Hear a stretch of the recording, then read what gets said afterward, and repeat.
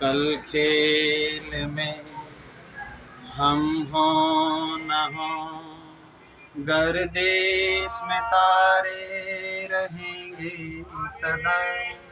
भूलोगे तुम, भूलेंगे वो, पर हम तुम्हारे रहेंगे सदा।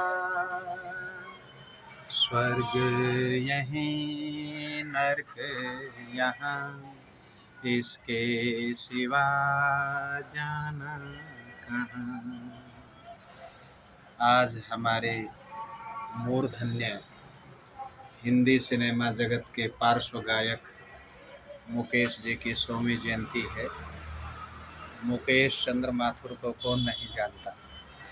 आइए आज उस महान शख्सियत को नमन करते हुए एक छोटी सी घटना जो बहुत प्रेरणा देने वाली है मुकेश जी के जीवन की। कहते हैं 1963 में एक बार वो भ्रमण के लिए शिरडी गए और शिरडी जब वो पहुँचे और एक रिक्शा वाले के रिक्शा पर बैठे तो रिक्शा वाले ने एक बहुत सुंदर मुकेश का गीत गुनगुनाया। मुकेश जी ने जब उसने गीत पूरा कर लिया तो कहा, यार किसी और का गीत सुनाओ, किसी अच्छे गायक का गीत सुनाओ।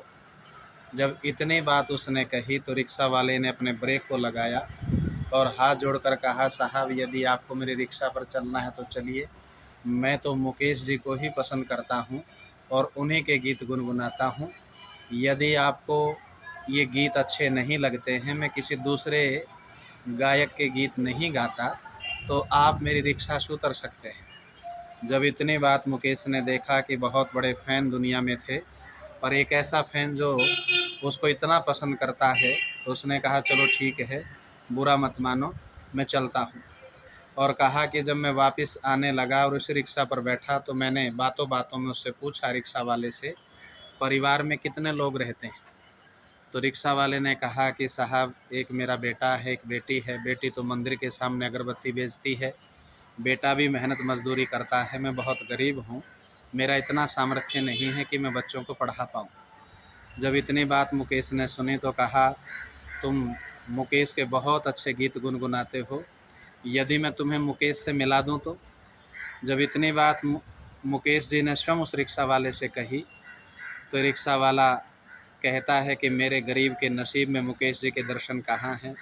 मुंबई जाने के पास पैसे मेरे पास नहीं हैं और चला भी जाऊं तो मुझे दर्शन क्यों देंगे, मैं किस खेत की मूली हूं। जब इतनी बात मुकेश ने सुनी तो चलो मेरे साथ तुम मुंबई चलो, मैं मुंबई में ही रहता हूं। तो वह मनाकर उसको अपने साथ ले गए और वह भी मुकेश जी से मिलना चाहता था।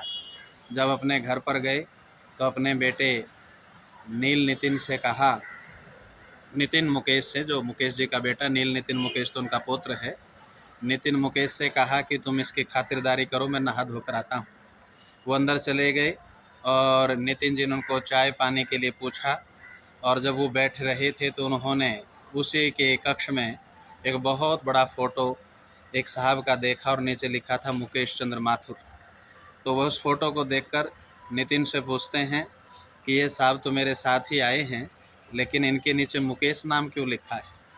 तो जैसे ही नितिन ने बताना चाहा कि यही वो मुकेश हैं, मुकेश जो बहुत बड़े गायक हैं, इतनी बात जब उन्होंने कही, इतनी देर में मुकेश जी अंदर से बाहर आए तो वह रिक्शा वाला मुकेश जी के चरणों में गिर पड़ा और रोते रोते कहता है कि जिसको मैं देवता के रूप में मानता हूँ और जिसके गीत मैं हमेशा सुनता सुनाता गुनगुनाता हूँ, आज वो मेरे सामने है।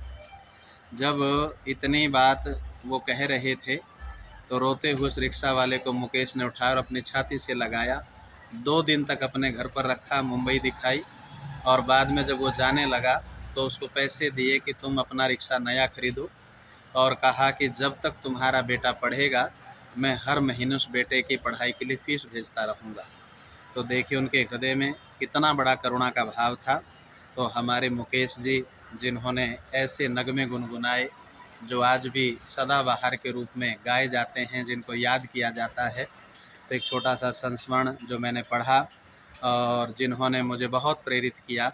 आज मुकेश जी की 100वीं जयंती के ऊपर हम उनको नमन करते हैं, श्रद्धा सुमन अर्पित करते हैं और आओ हम उनके गीतों को गुनगुनाएं, क्योंकि संगीत भी हमें ताजगी और स्फूर्ति देता है। तो हम मुकेश जी को नमन करते हुए और उनकी जयंती पर सभी देशवासियों को बधाई और शुभकामनाएं देते हैं।